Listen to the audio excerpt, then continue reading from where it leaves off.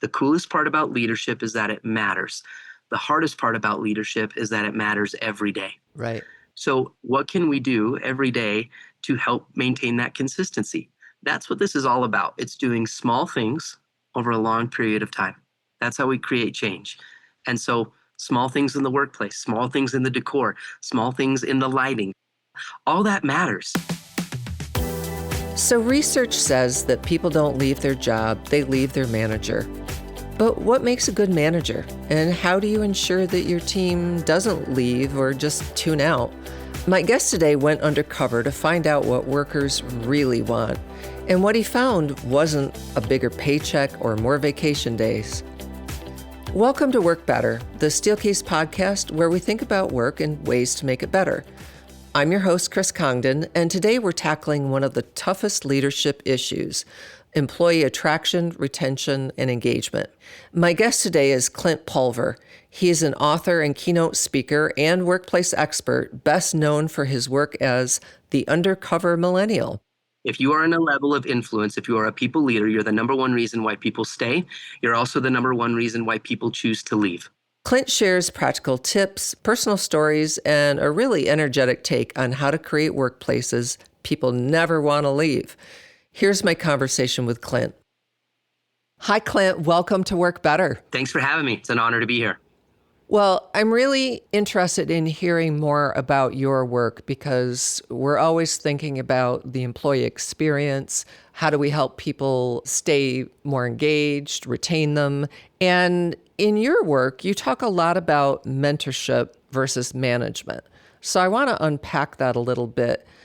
But I'd like to start with a story that you tell about being seen as a kid, about how this kind of helped crystallize your work for you. So can you share with us the story about really how you felt seen and heard as a child? Yeah. So when I was a little kid, I had a hard time sitting still. I still have a hard time sitting still. And while I was in class as a fifth grader, I would just constantly move. I would tap. I would take a pencil. I would move my feet. I would move my hands. A lot of energy. And I was told to sit on my hands. I was told to sit still. I was sent to the principal's office again and again and again until one day I had a teacher. His name was Mr. Jensen. And as I was tapping, he told me to hold still, but then he also said, I need to see you after class. Uh-oh. You and me, we're going to have a conversation.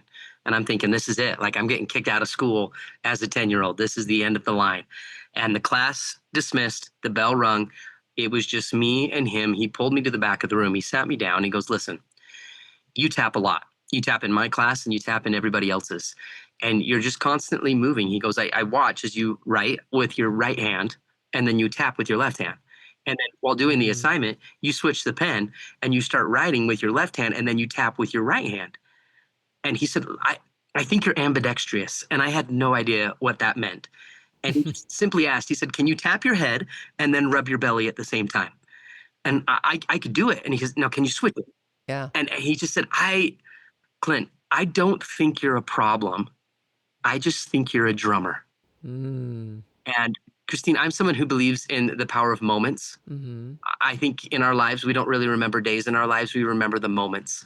And in this moment, Mr. Jensen, that old teacher, he leaned back in his desk and he opened up the top drawer and he reached inside and he took out my very first pair of drumsticks. How cool. And he put them in my hands and he said, listen, I want you to take these sticks and I want you to just keep them in your hands and let's see what happens. And that was over 25 years ago. And for 25 years, I have traveled and recorded and performed all over the world as a professional drummer. Wow. I've been on America's Got Talent. I played the drums with the Blue Man Group, Tim McGraw, Carrie Underwood. My whole college education was paid for through music scholarships. Holy moly. And I don't say all of that to go, oh, wow, like good for you, Clint. I'm saying that because of one moment where somebody changed a perspective. And instead of seeing a problem, they saw an opportunity. And in doing so, it changed my life forever. And it is a big part of who I am and what we go out and train organizations all over the world to become. Yeah, I think that's such an important insight that you can reframe something that people might see as a problem and think about that in a different way. And we can be doing that with people in our organizations. So I know right now you go out into the workplace a lot. And I know you call yourself the Undercover Millennial, and find out a lot about employees' experiences. And I'm really interested to see or to hear more about your perspective on what you're finding. Yeah, there's a gap. There's always a gap between upper leadership versus the mid-level tier or even lower level tier of an entry-level employee. Um, Mm. there's no incentive for an employee, especially when things aren't going well, to go up to a boss or to go up to a manager and say, "Hey, listen, Phil, Susan, this could help you." Every time we win as a team, you as the manager, you take all the credit. Oh, also, the team wanted me to tell you every time we lose as a team, you blame everybody else. Happy Tuesdays. That's a pretty direct conversation. Yeah, like most employees don't say that, right? There's no Right. incentive for them to tell a manager or a boss how they really feel. And so instead, what do we find that employees do? They leave, they go find a different job, they go find a different industry, they go find a competitor, or even worse, they mentally check out and then they stay. Hmm. And so my space and what we have done as a researcher for the last 6.5 years, we've worked with over 498 different organizations, and I have as of this year interviewed over 11,000 employees undercover.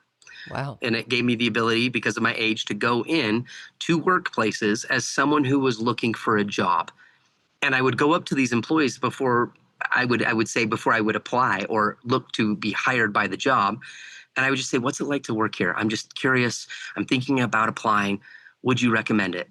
Mm. And they always get quiet. They look around, it feels like an illegal drug exchange. And then they tell me everything. What we're able to do is to come in between that gap and hear the real stories about what employees are experiencing. And in doing so, God, my goodness, now 11,000 employees, there are trends. There are things that I don't care if it's in the workspace, if you're in design, if you work in plumbing, construction, the medical industry, there are universal truths from generation to generation. It doesn't matter if you're a Gen Z or you're a boomer. These are universal truths that we were able to find that great leaders were doing, where people didn't hate the job, but they loved the job. And why? That was the magic. And the reason why we wrote the book, I Love It Here. I called it I Love It Here because that was the coolest part of all of the research, was that when I would go into a workspace and I'd say, "What's it like?" And people would say, "I love it here." Why? That's what the book's about. Well, I'm dying to know why. Is there one or two things that you would say for leaders that we need to practice differently? Let's dive into this. One thing that I hear a lot from leaders currently in the workspace is nobody wants to work. COVID kind of was the great exit, right? It was that everybody left, and then there was like the great re-entry, and now there's kind of like this great like stagnation. It's just so funny how things Hmm. trend throughout time, but it's cool because the universal principles truly, I believe, from a researcher standpoint, stay the same. For example, when people say nobody wants to work, the question I always pose to the boss or to the manager that's saying that is do they want to work for you? Mm. If you are in a level of influence, if you are a people leader, you're the number one reason why people stay.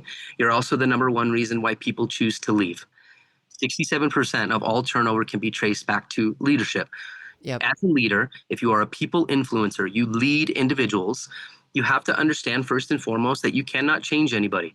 That's one thing that leaders I see still to this day that they do not understand. I can manipulate, I can force, I can scare, I can even use the friendship card or the relationship card to move people. But ultimately, as a leader, we cannot change anybody. Everybody has the ability to choose and change themselves. And so you as the leader, you have to influence. You have to become the person that people choose. When people hated their jobs, they always talked about a manager. When people loved their jobs, they described that manager as a mentor. I would say first and foremost, so if there was one highlight from all of the research, a universal truth, it was that mentorship versus management always wins. Yeah. What do I mean by that? Mentorship is unique because mentorship has to be earned. You can't become the mentor in the story until the mentee invites you into their heart. If you've ever had a mentor in your life, you chose them. That was someone that you looked at them and they had confidence, credibility, competence.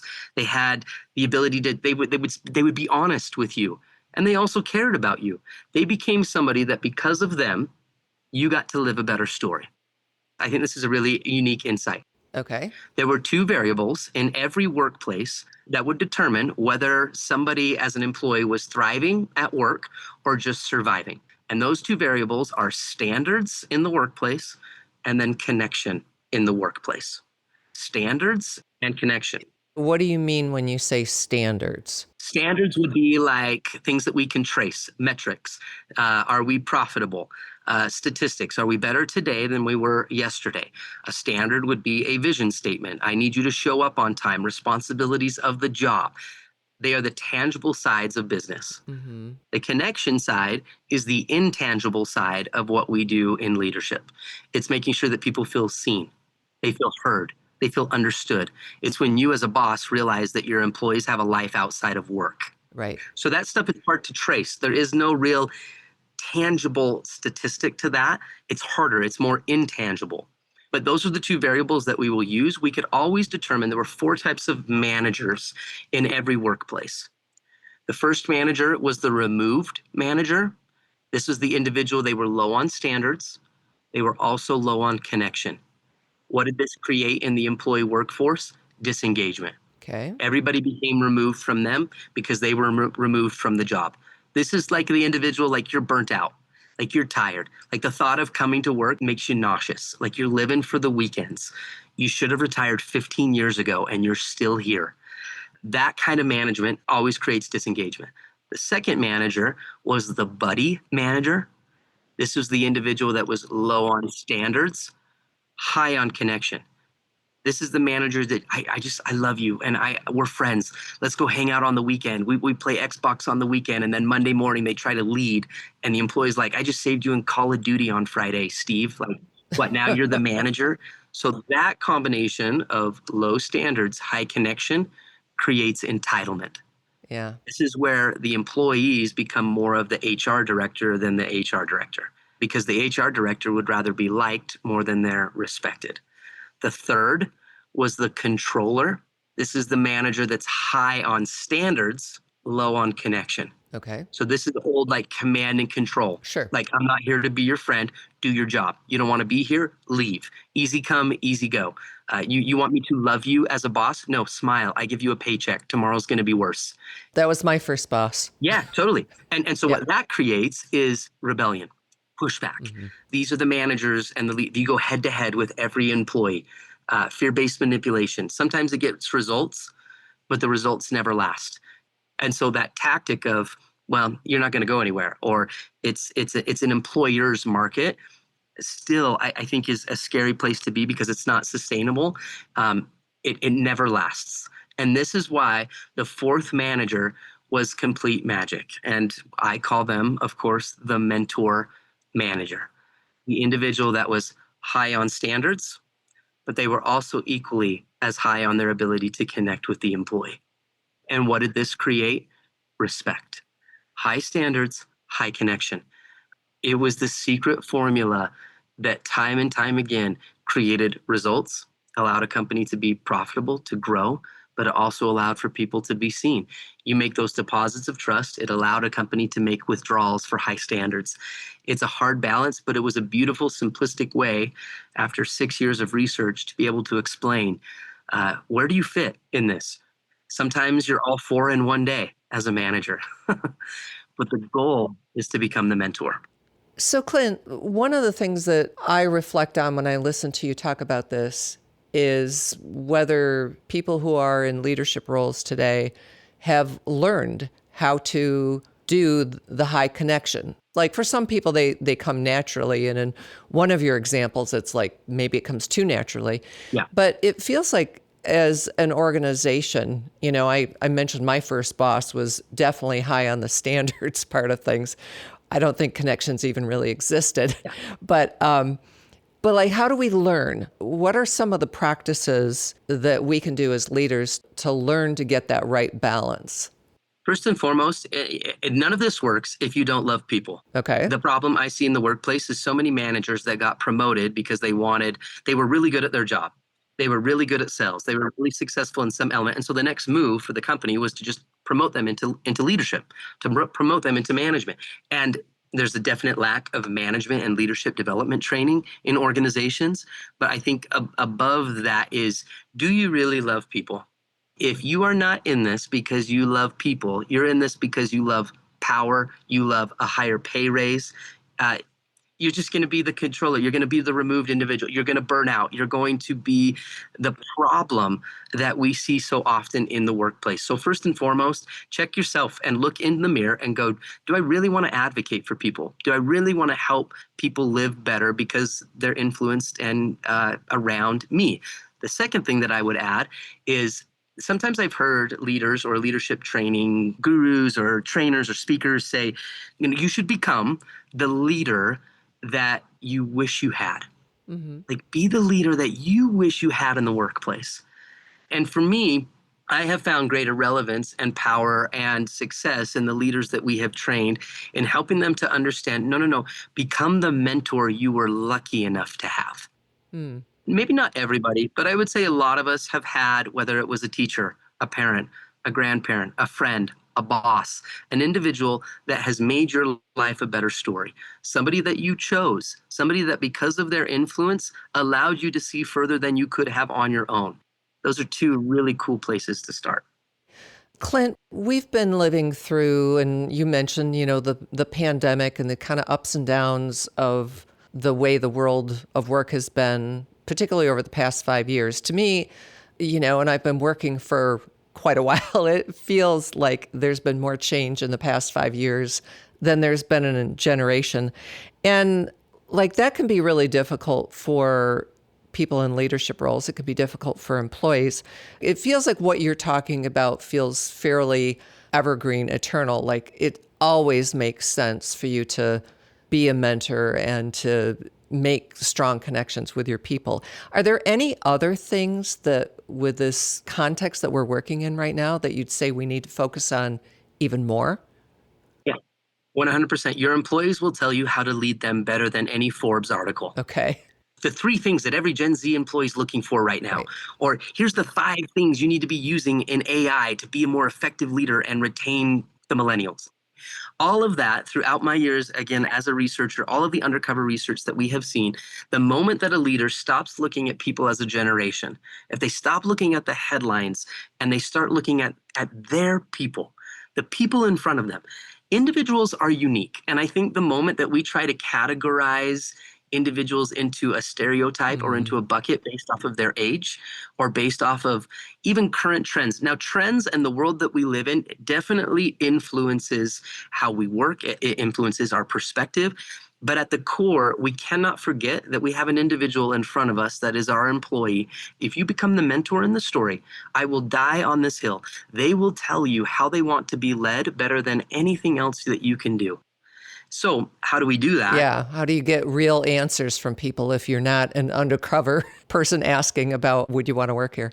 Yep. So first of all, it's a pattern. Everything that we've talked about on this podcast. Do you love people? Are you creating those relationships? Have you become the mentor in the story? If those things are in place, your heart is in the right place, you've built that trust, people are choosing you, there is a relationship established there where you have high standards, but you also have high connection.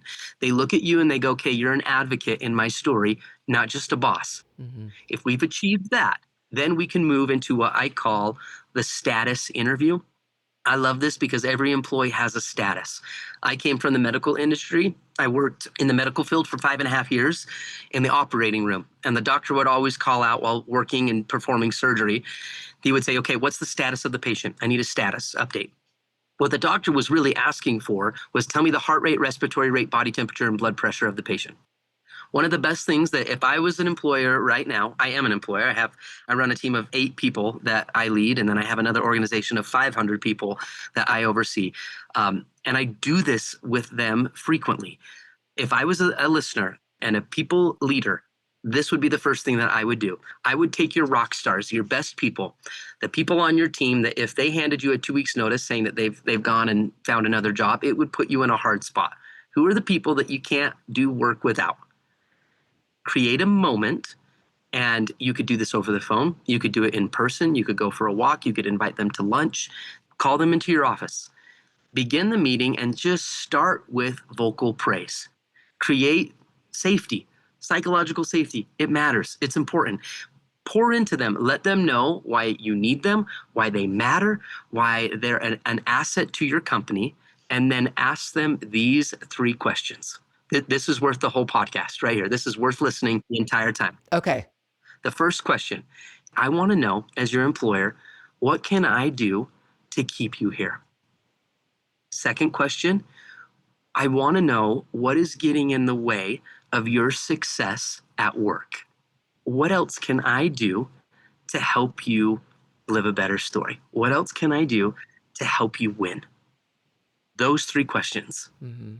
The crazy thing about this, Christine, is most employees are never asked those 3 questions unless it's in the exit interview. When an employees come, they've handed you their 2 weeks notice, if they even do that. Sure. And you go, come on, like, is there anything that we can do to keep you? Like, Christine, I need you. It's busy season.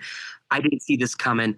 Like, let's talk about pay. Let's talk about Right. work-life balance. And then all of a sudden it dawns on you as a leader, I should have asked these questions 6 months ago. Yeah. We don't ask those questions until moments of crisis that causes you to think about it. And how do we make that a practice that we have those conversations more frequently? Correct.